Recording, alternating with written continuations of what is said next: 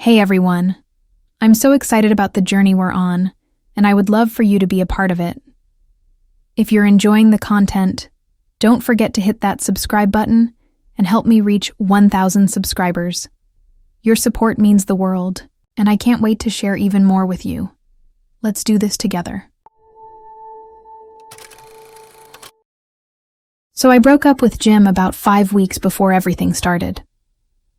We'd been together a little over a year and things got weird fast toward the end.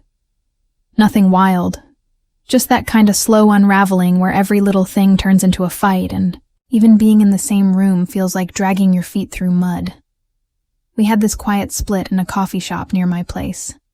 He didn't really argue it, just nodded a lot and said something about needing time anyway. It was so chill. It actually made me feel guilty for a bit. Like maybe I made it all bigger in my head than it really was. I forgot he had a key. That's important. So anyway, I live in this basement unit just off a side street near the river. It's not bad. Cozy, decent light in the mornings. A weird moldy smell when it rains. But whatever. I liked it because nobody ever bothered me. I could leave the blinds open and sleep with a fan on, and it felt like the world left me alone. At first, I didn't notice anything. Not really. Just stuff that you shrug off. A drawer that looked slightly open when you were sure you shut it.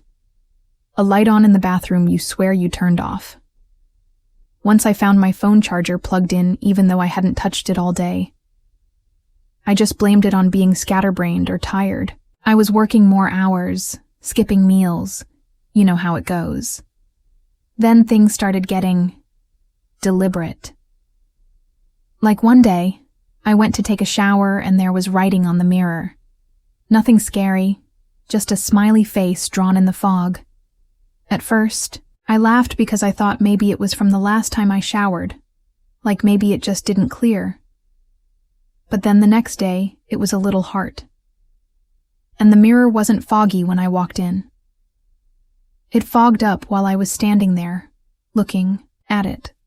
I started locking the bedroom door at night, which felt dumb because who was I locking out? But it helped me sleep. Until it didn't. One morning, I woke up, and the door was open. Like fully open, not just cracked. And I know, 100%, that I locked it. I remember standing there turning the lock 3 times like it'd make it safer. Somehow. I even took a picture of it locked before bed one night just to prove I wasn't losing it. I wish I could say I called the cops or told someone right away, but I didn't. I kept second-guessing myself, telling myself it was a maintenance guy who forgot to text, or a neighbor who got the wrong key, or that I was just being paranoid. It was easier than facing the idea that someone was actually coming into my place. What made me snap was the night. I woke up and found the closet door wide open. I sleep with it closed. Always. I don't care how dumb that sounds. Something about closets being open in the dark just messes with me. And I knew I didn't open it. That's when I remembered. The spare key. I checked my drawer where I usually kept the one Jim gave back after the breakup. Gone. Like, just not there. No way it fell out or anything. It was tucked under a bunch of old receipts and tape. The second I realized it was gone, my stomach flipped. I didn't sleep that night. Didn't even get off the couch. Just sat there with all the lights on until morning. Next day, I bought a tiny hidden camera online. Nothing fancy, just one of those ones that looks like a charger. I plugged it in behind a stack of books on the shelf facing the living room and set it to record overnight. Didn't expect anything, really. Maybe proof that I was just forgetting stuff. Maybe catch a raccoon somehow sneaking in through the vents. I don't know, it took 2 nights. The first night was nothing. But the second night? I've never felt that kind of cold before. Like, I couldn't even finish watching it. He used his key. Came in around 2:30 a.m. I was on the couch, asleep with a blanket over me. He stood in the doorway for like a full minute, just standing. Then he walked over and sat on the floor next to the couch, sat there staring at me. At one point, he leaned his head down like he was trying to listen to my breathing.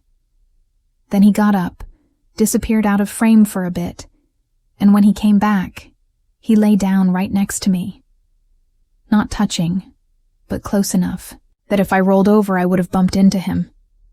He stayed there for hours, not moving. Just laying there, looking at the ceiling. He left around 6, right before my alarm usually goes off. I've never thrown up from fear before, but that video did it. I couldn't breathe.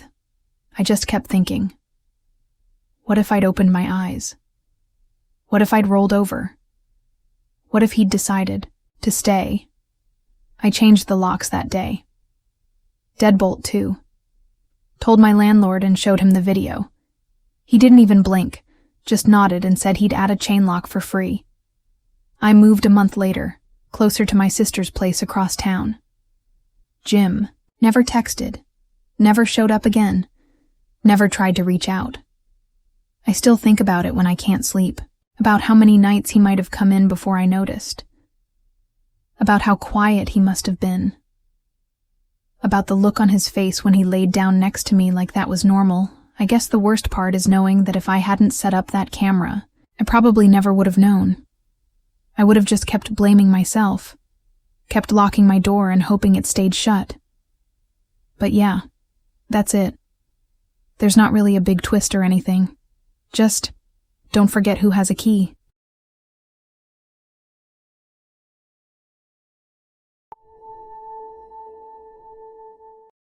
So I didn't think she'd go this far. I really didn't. Even after the weird texts, the late-night calls from random numbers, the little guilt trips she'd sneak into every message, I thought it'd pass. Her name's Haley, and if you saw her, you'd probably think she worked at some fancy office job or taught yoga or something. Always had her hair done, nails perfect, voice soft like she was half whispering. And I guess that's part of why I didn't catch on faster. We broke up in January. I was the one who ended it, but it wasn't like I just walked out. Things had been bad for months. Fights over nothing. Silent treatment stuff. Her going through my phone when she thought I was sleeping. But every time we talked about it, she'd flip it into something I did wrong. I was cold. I didn't care enough. I shut down. It got exhausting, like mentally heavy. When I left, she cried for hours. And then she started calling again, 2 days later, real calm this time, saying she understood now, said she talked to someone and realized we both needed help. It was actually her idea that I try therapy. She kept saying I needed to work through the stuff from my past, and that maybe if I could talk to someone, we could talk again after. The thing is, I actually agreed. Not to get back with her, but because she was kind of right. I was spiraling, sleeping at weird times, not eating much, brain fogged all the time. So yeah, therapy sounded decent. I started looking online. Didn't want to go anywhere in person.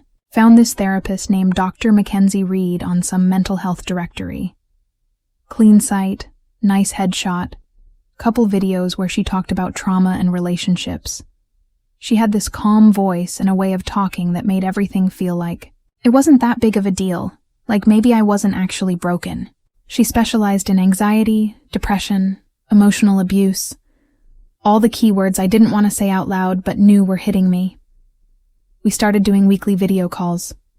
At first it helped. She'd ask about my childhood, how things were with Haley, how I felt after the breakup. I opened up more than I expected. She'd always lean in a little, nod slowly, then drop these weirdly specific lines that sounded comforting, but also kinda made me question my own memory. Like I'd tell her something Haley did that really hurt me, and she'd say stuff like, maybe that's not how she meant it. Or, is it possible you misinterpreted her tone because you were upset? It got stranger after the 3rd week. She started, bringing up things I hadn't told her yet, like details about Haley's apartment, or that we used to argue in the car a lot. She said she'd picked up on it from my body language, which sounded like total crap, but I brushed it off. She was still helping, or at least I thought she was. Then one night I couldn't sleep and decided to re-watch one of the old videos. On her site, it was gone. Whole page was 404'd. I Googled her name. Nothing. Not even old social media. It felt off, like maybe the site was taken down for maintenance, but something about it stuck with me. So I checked the email address she used to send me links for our sessions. It wasn't a business email. It was some weird Gmail that had a bunch of numbers in it. I got a little paranoid and did a reverse image search of her profile picture. It came up on a lifestyle blog. Someone completely different. Like a food blogger who had no mention of therapy or psychology anywhere. That's when my stomach dropped. I started going back through the emails. The video calls were always on this private link, not Zoom or anything normal. No real scheduling app, just a text saying join in 10 mins, with a link. I called the site where I found her. Turns out they never had a therapist by that name.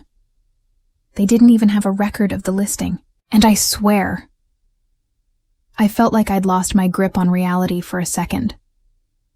I started thinking I imagined the whole thing, but the videos were still in my inbox. I clicked one, paused it, and stared at her face for like 10 minutes. That wasn't Mackenzie. That was Haley. I don't know how she pulled it off. Like, I don't know the exact tech behind it. Maybe deepfake stuff. Maybe she recorded someone else's voice and chopped it up. Maybe it was just a filter and acting. But it was her. The cadence in her voice, the way she tilted her head, the phrases she always used when we fought. It was all there.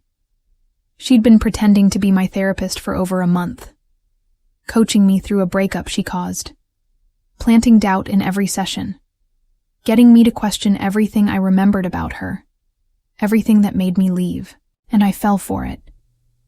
Completely. I let her in again, thinking she was someone else. I stopped replying, blocked every account I could think of, threw out my laptop because it just felt infected somehow. I even moved to a new place across town without telling anyone. Never answered another unknown number again. But still, I get this tight feeling in my chest every time I see a therapy ad online or hear someone mention the name Mackenzie. Sometimes I think about how far she planned it. Like, did she make the website before we even broke up? Was this her plan if I ever left? Or was it spur of the moment and she just ran with it?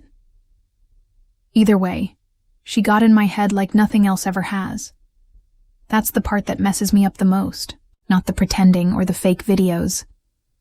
It's how easy it was for her to convince me I was the one remembering things wrong.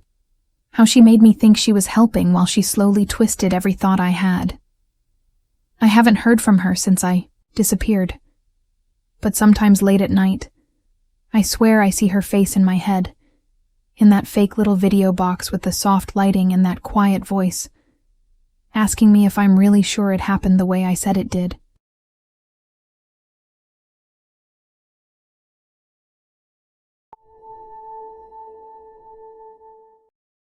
I thought moving would fix it.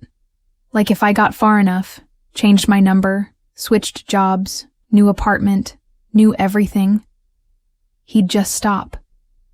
Like I'd vanish from his map completely and finally sleep without checking the locks 3 times.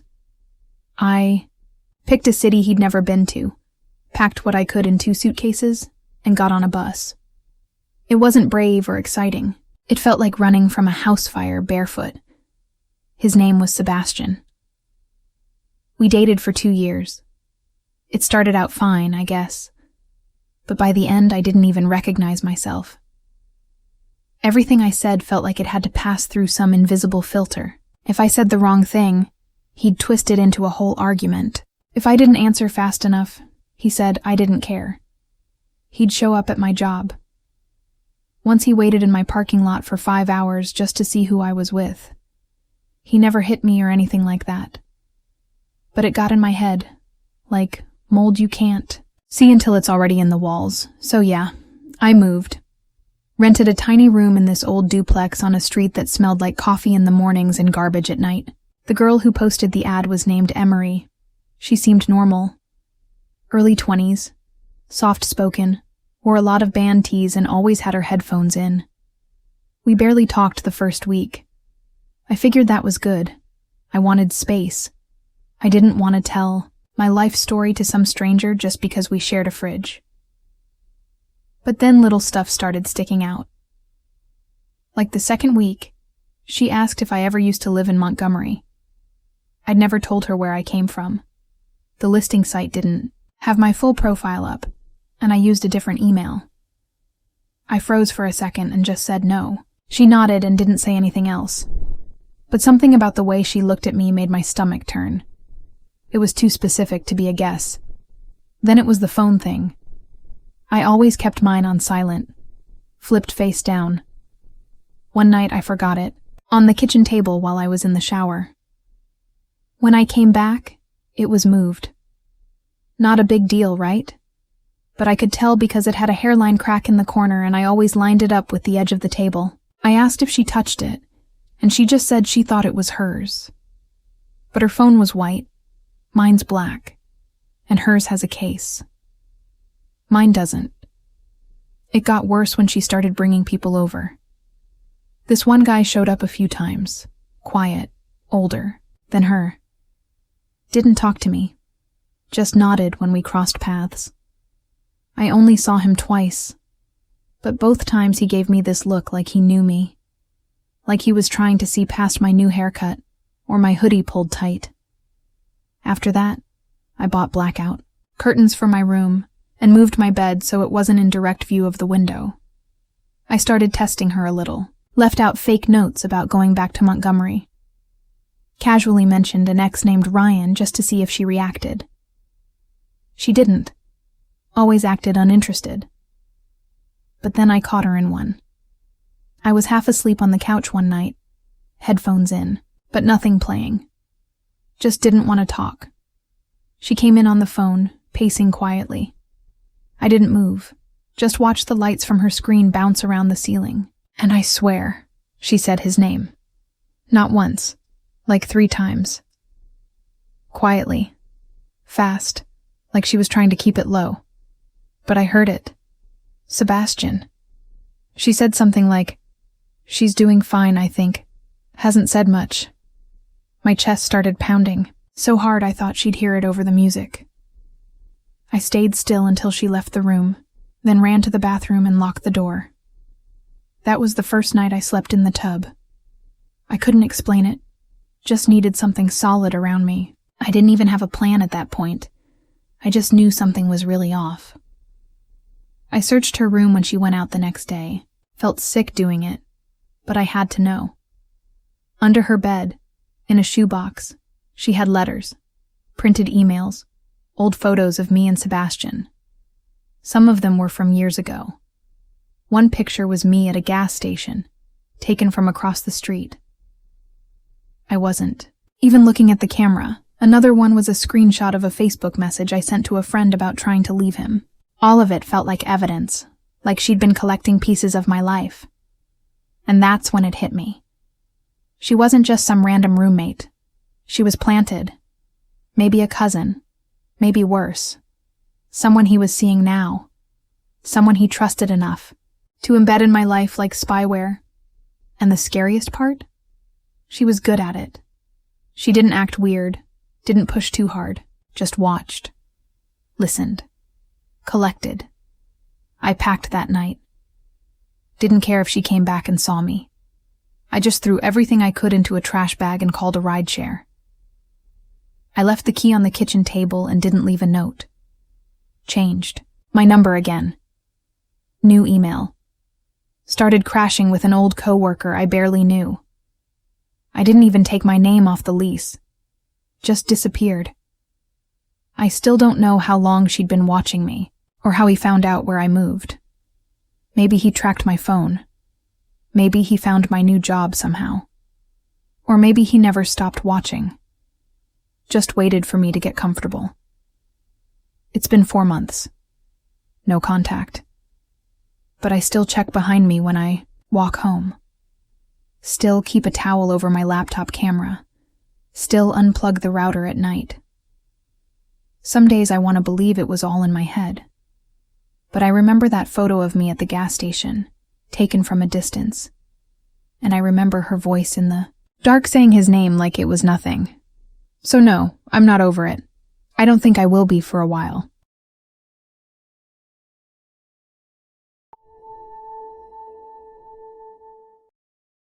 I broke up with John because being around him started to feel like standing next to something plugged in and buzzing. Like he was always 3 steps ahead of whatever was happening, but not in a good way. He didn't yell or cheat or break things. He was calm. Too calm. The kind that made you question your own reactions to things.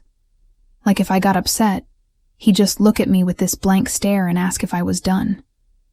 Not mean, just flat. Like he was watching a test run of something. He was obsessed with coding, AI, voice mods, all that stuff. It wasn't a red flag at first. He had a job in cybersecurity, talked about ethics and privacy and all the stuff that sounds responsible on paper. But over time, I'd catch him staying up till 3 a.m. tweaking things that didn't even seem useful. I'd walk by his desk and he'd slam his laptop shut like a kid caught watching something weird, but then act like it was nothing. I didn't press it. I just started sleeping with the door locked. When I finally ended it, he barely said anything, just asked if I was sure, then nodded like I'd just canceled a subscription.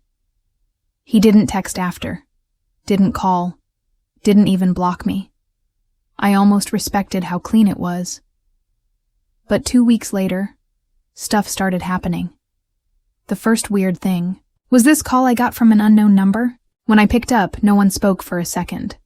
Just soft breathing and maybe music in the background. Then I heard my own voice. Not exactly me, but close. It said this random line from a dumb inside joke John and I used to say about grocery store. Rotisserie chickens. Word for word.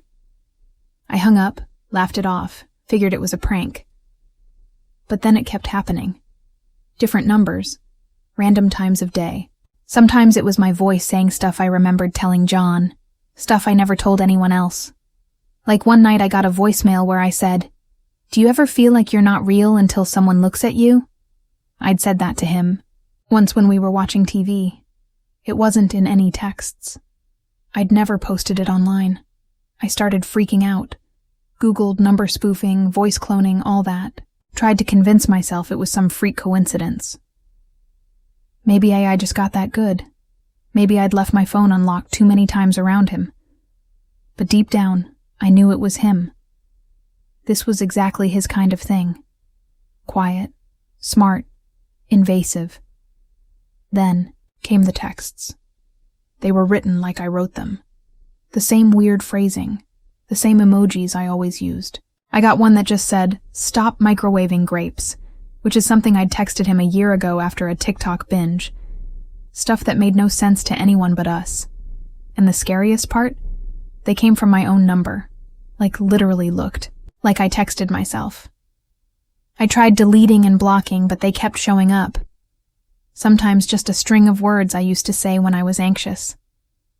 Sometimes whole conversations that felt like they were pulled straight out of our old chats. One morning, I woke up and there was an alarm set on my phone labeled, "You're not real." I hadn't set it. My passcode was changed. My email was logged out. It was like someone walked through my brain while I was asleep and left the door open behind them. I changed everything. New phone, new number, wiped my laptop. Logged out of every account I could think of. Even changed how I spelled my name on socials. Thought it was over. But then the chatbot happened. It started when I made a fake profile to message one of the spoof numbers back. I wanted to see what they'd say if they thought I was someone else. They responded like they knew me, called me by my old nickname, said stuff about my old apartment, what kind of cereal I liked, what color my bathroom towels were. At first, I thought maybe John had just written scripts for these responses. But the longer I talked to it, the more I realized It wasn't scripted. It was reacting, learning, adapting. This thing knew how I thought. I'd say something sarcastic and it'd match the tone. I'd bring up a memory and it'd finish the story. It was like talking to a mirror that remembered better than I did. It even apologized the way I used to. Like it had learned the rhythm of my guilt. It was using my personality against me. I started spiraling. Felt like I couldn't trust anything. Even when I'd get texts from my sister, I'd hesitate to respond. What if it wasn't her? What if John had cloned her voice too? I stopped answering unknown numbers altogether. Deleted every voicemail without listening. Kept the TV on all night, just so silence wouldn't feel like waiting. Eventually, I heard through a mutual friend that John had started this anonymous AI art blog. I checked it out. It was full of digital portraits that looked like me. Not obvious ones, but the kind of stylized versions you'd only notice if you were looking for them. One post was literally captioned, "What if you remembered her better than she remembered herself?" I didn't report anything. Didn't go to the cops. What would I even say? That my ex was texting me using a robot version of myself? That I was getting voicemails of my own voice saying things I never recorded? They'd think I was cracking up. Maybe I am. But here's the part that still gets me. A couple weeks ago, I got a new phone again. Totally clean. Fresh SIM, different name on the account. First night using it, I got a call at 2:47 a.m. My ringtone was different. It wasn't one I set. It was a voice clip. Me, laughing.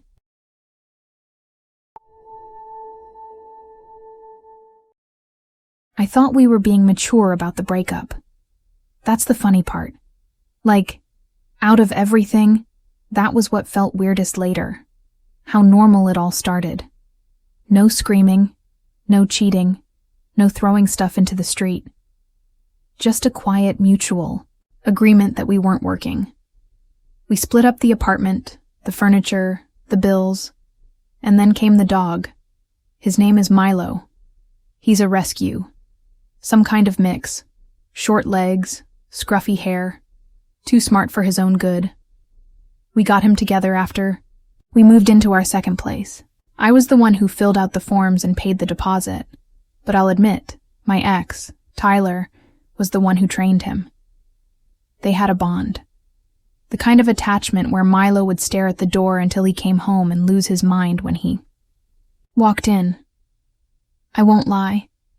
That used to make me a little jealous. So when we split, it felt weird claiming Milo all to myself. Tyler brought it up first. Said he wanted visitation. I laughed when he called it that, but he was serious. He wanted every other weekend and one weekday every week, like they were sharing custody or something. I didn't love the idea, but I didn't want to be cruel. So I said, fine. First few visits were fine. He'd pick Milo up, take him to the park, sometimes post dumb little stories on his Instagram with those glitchy filters and music overlays. I'd see them pop up and feel kind of numb, like I was watching someone else's life. But whatever. It was about the dog, not me. But then stuff started changing. Slowly. Milo came back one Sunday night acting off, like skittish. He flinched when I picked up my keys, which he never used to do. Didn't want to eat much. Slept all day, eyes half open like he was just waiting. I thought maybe he was just tired from too much running around. But then it happened again. And again. By the third time, he growled at me when I tried to clip on his leash. He's never done that. Ever. I called the vet. They ran tests. Said he was healthy but noted something weird. His system had traces of sedation. Nothing lethal, but enough to chill him out. I asked if they thought it was from the last visit, and they just kinda looked at me, like they didn't want to get involved. Said maybe someone gave him Benadryl, but I hadn't. And Tyler didn't mention anything, so I asked him directly. He played dumb. Said maybe Milo was just getting older, or depressed from the breakup. Said dogs pick up on stuff. I didn't believe him, but I didn't want to push it too far and start a war. So I let it go. Sort of. What I did do, though, was order a cheap nanny cam off Amazon. Nothing wild. Just one of those things you stick in a plant or on a bookshelf. I didn't tell anyone. I set it up in the living room, pointing at the front, door and couch. I just wanted to see if Milo was doing anything weird when I wasn't home, or maybe catch him sleepwalking or something. I really didn't expect what I got. The first 2 nights, nothing. Just regular nighttime footage of Milo pacing around or jumping on the couch and falling asleep with his legs twitching. 3rd night, same. But the 4th night? That's when I saw it. Around 2:30 in the morning, there's movement at the door. At first I thought it was a glitch or some weird lighting, but then I saw the knob turn. The lock clicks. The door opens, quietly, like whoever's doing it knows exactly how to get in without waking me. Tyler walks in. He's wearing dark clothes and holding what looks like a leash. He doesn't look around. Doesn't check if I'm awake. He just crouches down, pets Milo, who, by the way, doesn't even bark or react like it's strange, and clips the leash on. Then they leave. They're gone for about an hour and 40 minutes. The camera's still rolling, just an empty shot of the living room. Then around 4:15, he comes back. Same routine.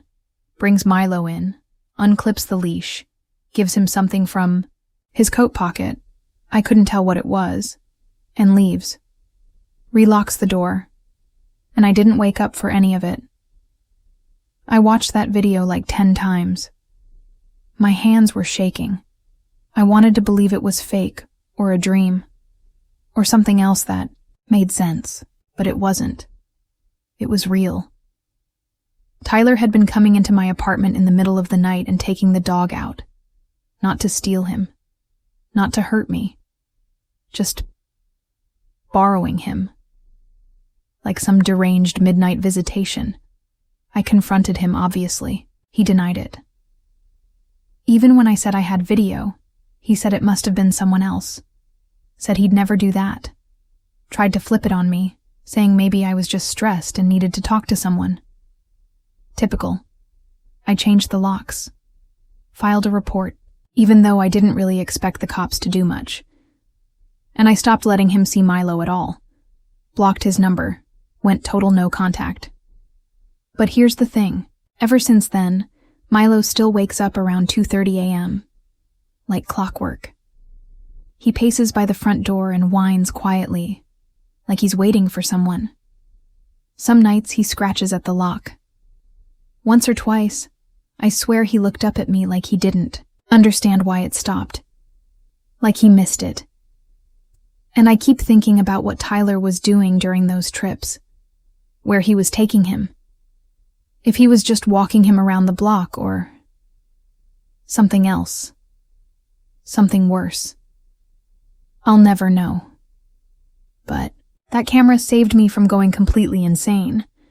I still have it running every night, just in case.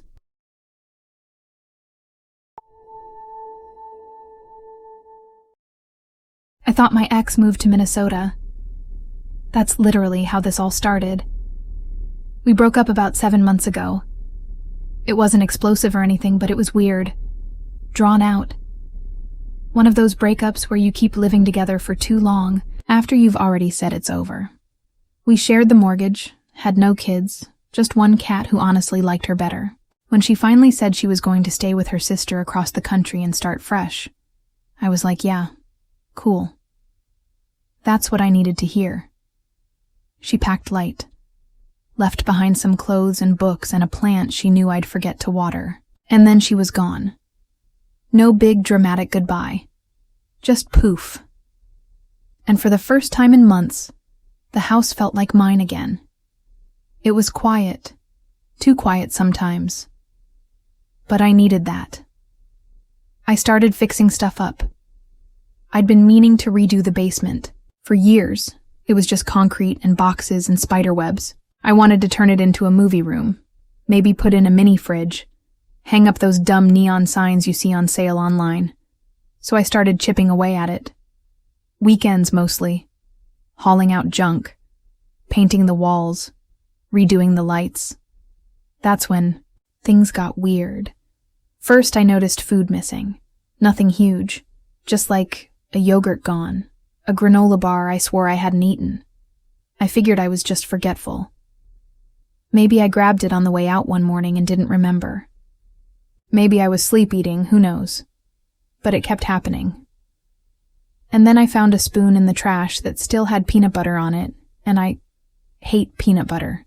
Like, can't even smell it. Then lights started turning on. I'd go to bed with everything off, wake up, and the basement light would be on. I blamed the wiring, told myself it was faulty switches or maybe the motion sensor glitching. It's an old house. But one night I came home from work, and the bathroom light was on too, and the door was closed. I live alone. I stood in the hallway for a solid minute, just listening. Nothing. I opened the door slowly, and of course, nothing inside. Then I started noticing cold spots. I know that sounds like a ghost hunting show or something, but I don't have a better way to describe it. Just these random areas in the basement that felt way colder than the rest of the space, even though the heat was on and the vents were clear. One corner especially, near the wall behind the old water heater, was freezing. I checked for leaks. Nothing. I was starting to lose it a little. Not scared exactly, just unsettled. Like something was off and I couldn't put my finger on it. So I bought a cheap indoor camera, one of those ones you can check from your phone. I put it in the basement, mostly pointing at the mini fridge in the entryway. 2 nights in, I got the alert at 2:16 a.m. Motion detected. I was already half asleep, but something in my stomach flipped when I saw the notification. I tapped it and let the clip play. And there she was, Emily, walking barefoot across the basement floor like she lived there. Same messy bun she always wore. Same sweatshirt she stole from me during lockdown. She walked over to the fridge, opened it, grabbed something, then turned toward the corner. The cold one. And I swear, she just disappeared. Like she walked straight into the wall. I couldn't breathe for a second. I was frozen, staring at the paused frame like maybe I'd hallucinated it. But no, it was her. And she'd been here, in my house. At 2 a.m, I didn't sleep. I just sat in my kitchen with the lights on, holding a hammer like that was gonna help. When the sun came up, I went straight to the basement and checked that corner, pushed boxes out of the way, moved the heater cover, and then I saw it. An old maintenance hatch, like barely the size of a crawl space, rusted shut and painted over. I'd never noticed it before, but someone had been scraping at the edges, and it wasn't locked anymore. I pulled it open, and instantly felt cold air pour out. Like actual cold, the kind that makes your nose sting. Inside was this narrow tunnel that went maybe 6 feet before opening into a wider crawl space. I grabbed a flashlight and shined it in. She had blankets in there, food wrappers, empty water bottles, books, one of my sweatshirts. It looked like she'd been living there for weeks. I backed out fast and slammed it shut. Called the cops. Tried to explain it without sounding like a lunatic. They found her still curled up in the crawl space when they came. Didn't resist. Didn't say much. Just kind of looked at me like I was the one intruding. They said it wasn't technically breaking and entering because she still had a copy of the key and no clear signs of forced entry. I had to press charges just to make sure she couldn't come back. Apparently she never went to Minnesota. Never stayed with her sister. She just moved from the bedroom into the walls. And here's the part that messes me up the most. There were nights I heard tapping and blamed the pipes. There were nights I thought I smelled her shampoo and blamed old laundry. She was there, listening, moving around while I was asleep, probably watching me through vents or cracks. I changed the locks, sealed the hatch, sold the mini fridge, stopped going into the basement completely. Sometimes I still get alerts from the camera even though I turned the motion detection off. I haven't opened the app in weeks. I don't want to know if she's still down there.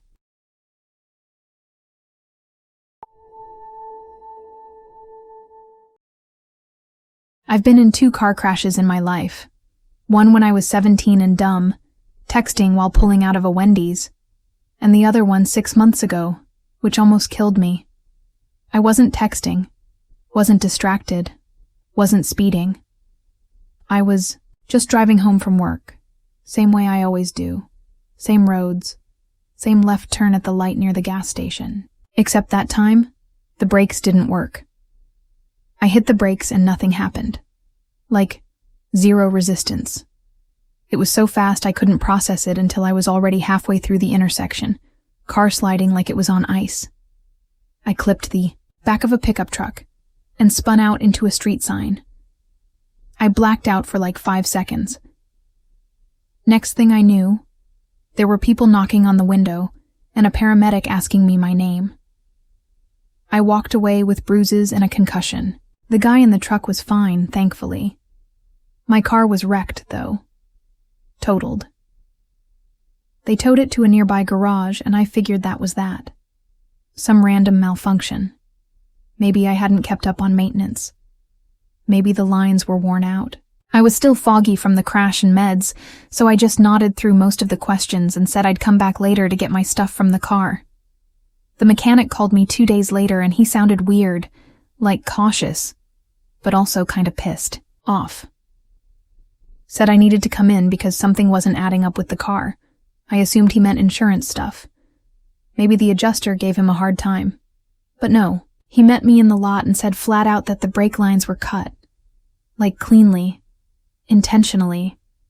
He even showed me. Said someone had reached under and sliced them in a way that wouldn't make them fail immediately.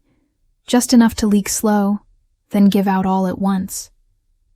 I thought he was messing with me. Like maybe trying to freak me out or push me toward repairs. But the more he talked, the more serious it got. He said he'd seen it before in thefts and domestic stuff. Then he asked if I had anyone who might want to hurt me. I laughed at first. Then I thought about Ryan. Me and Ryan had broken up 3 months before the crash. It wasn't a slow drift. It was ugly, loud, messy. He got controlling toward the end, asking where I was every hour, wanting passwords, picking fights when I didn't text back fast enough. I broke up with him after he showed up at my job one night, drunk, accusing my co-worker of flirting with me. I blocked his number, blocked socials, even asked HR to file a report just in case. And then, I tried to forget about him. But here's the thing. A week before the crash, I noticed a car behind me on the highway that looked just like his. Same dented hood, same crappy bumper sticker. I told myself it wasn't him. Couldn't be. But now I wasn't so sure. I went to the cops. Showed them the mechanic's report. They took it down, but didn't sound all that interested. No cameras on the street, no witnesses, no proof he was near my car. I mentioned the ex thing. They said they'd look into it, and that was that. A few days later, I got a letter in the mail that made everything worse. It was from a life insurance company, addressed to me. Inside was a packet about a policy that had been taken out under my name, with Ryan listed as the sole beneficiary. It wasn't one of those scams or junk offers. It was a legit, active policy. Dated 5 months before the crash. I didn't remember signing anything. I called the number, and after getting transferred around, this guy told me the application had all my info. Social, birthday, even a forged signature. They asked if I knew a Ryan J. And when I said yes, there was this awkward silence. I asked how it was legal for someone else to take out a policy on me. They said it's technically allowed if you claim to have insurable interest, like being a spouse or having financial ties. Ryan had listed me as his domestic partner. I hadn't even seen him since February. That's when everything snapped into place. The weird texts I got from random numbers that stopped after I blocked him. The car following me. The way he asked to make peace a month earlier, and I told him to leave me alone. He hadn't let it go. He'd just gone quiet. I went back to the cops again with the insurance stuff. Finally, they took me seriously. Started asking more questions. They pulled his phone records. Turns out he'd been looking up videos on cutting brake lines. Search history full of crap about undetectable accidents and life insurance claims. They brought him in, and he denied everything. Said we were still on good terms. Said he didn't even know where I lived anymore. But they had enough to charge him for fraud and attempted manslaughter or whatever they called it. Last I heard, he's out on bail, waiting for trial. He's not allowed near me. I got a restraining order and a new car. I still check my brakes once a week like a maniac, but what really messes with me is knowing how close it was. Like if I hadn't hit the truck, if I'd gone down a hill, if someone had been crossing the street, I probably wouldn't be typing this, and he would have gotten a check with my name on it. I still get letters from the insurance company, updates about the policy, reminders to review my beneficiary. I haven't canceled it yet. I don't know why. Maybe I keep it as a reminder. Maybe I want proof it actually happened. Or maybe I just want to know exactly when they stop sending. Mail to me and start sending it to someone else.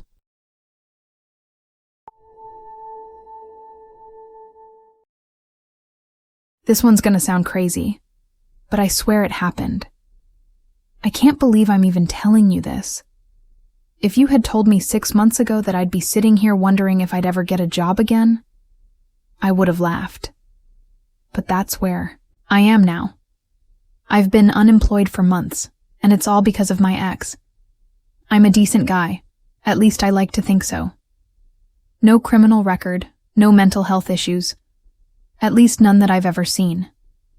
I don't have a history of big mistakes or anything that would come back to haunt me.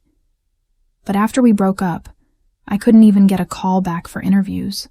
Rejection after rejection, each one more confusing than the last. The worst part? They never told me why. Some companies just said they were moving forward with another candidate. Others didn't even bother to reply after the interview. I thought I was doing everything right. I mean, my resume was solid. I've been working in the same industry for years, and my references were all great. But nothing. I kept trying, applying to every job that came up, reworking my resume, trying to nail every interview. I thought I was just unlucky. Or maybe my industry was getting saturated. But things weren't adding up. That's when I found out what was really going on. It started one afternoon when I was at a coffee shop, scanning through job listings again. My phone buzzed. It was a message from a friend, someone I hadn't heard from in a while. She said, "Hey, you should look up your name online. I think someone's messing with you." I didn't think much of it at first. I figured it was one of those weird things that happens on the internet. But curiosity got the best of me, and I Googled my name. My heart nearly stopped when I saw the first link. It was a website with my name on it. A website I had never created. A website that had my photo, my job history, and, most disturbing, confessions of past crimes I'd never committed. It was all there in black and white. Violent offenses, mental instability, and admissions of guilt for things that had never even crossed my mind. All of it seemed so convincing, too. Like someone had taken bits of my life and twisted them into something dark. I felt a sickening chill in my gut as I scrolled through the pages. It had everything. My childhood, fake stories about arrests, accusations of abuse. And at the bottom of each page, there was a contact form that led to a fake email, apparently set up in my name. I couldn't believe what I was seeing. I thought I was losing my mind. My name was being dragged through the mud, and I had no idea how or why this was happening. But then it hit me. The website had been created only a few days after my last rejection email. Something clicked. I needed to figure out who was behind this, and the first person I thought of was Sarah. Sarah and I had been together for a couple of years before we broke up. It was messy, as most breakups are, but I didn't think it was anything out of the ordinary. She wasn't the type of person to do something like this. At least I didn't think she was. But after seeing that website, something about it made me suspicious. I started digging deeper into this whole mess, tracing back every email, every rejection letter. That's when I found something even more disturbing. Some of the rejections I'd gotten weren't just generic, impersonal ones. Some of them were oddly specific, as if the person who sent them had known things about me that only Sarah would have known. Memories we shared, inside jokes, little details about my life. It was as though she had been in contact with these employers, directly, using information she knew about me to make me look like a liability. I had to confirm my suspicions. I called a couple of companies where I'd applied, including one where I'd interviewed. When I asked them for more details about my application, they mentioned the emails they'd received. Emails with accusations about my mental state, allegations of things that had never even happened. They even mentioned specific incidents from my personal life that only Sarah and I knew about. I was stunned. I couldn't breathe. I realized then that Sarah had been contacting these employers pretending to be me, sabotaging my chances at every turn. But that wasn't the worst part. The worst part was that it was working. I was in a hole so deep I didn't know how to climb out. Every interview I went to, I could see it in their eyes, the hesitation, the doubt. I was no longer the guy they'd been excited to hire. I was a risk, a liability. I was the person on that fake website, the person who might snap one day and do something terrible. It wasn't just the websites either. Sarah had been calling up references I'd used for jobs. She'd been telling them stories about how I was mentally unstable, how I had a history of aggression, how I wasn't fit for the kind of roles I was applying for. She even tried to reach out to my former colleagues, but luckily, they didn't buy it. I don't know what made her do this. Maybe it was revenge. Maybe she just wanted to ruin me because she was hurt. All I know is that I was losing everything because of her. I tried to confront her, but she denied everything. She acted like she had no idea what I was talking about. She blocked my number and stopped responding to emails. I even reached out to mutual friends, but they had all stopped talking to her too. It was like she disappeared off the face of the earth. But the damage was done. I'm still struggling to rebuild my reputation. I don't even know how to begin to undo the mess she created. The website is still up. Every time I try to apply for a job, I know that someone out there has seen it. Every time I talk to a potential employer, I wonder if they're thinking about that fake confession page. All I want is to get my life back on track. But it feels like Sarah's been haunting me from a distance, making sure that every door I try to open is slammed shut in my face. I don't know how I'll ever be able to move past this. So yeah, if you're out there wondering what happened to me, just remember, be careful who you trust. Because sometimes, the people you least expect can ruin your life in ways you never imagined. Thank you for watching till the end of the video. Now sit back, relax, and listen to an hour of calming rain sounds.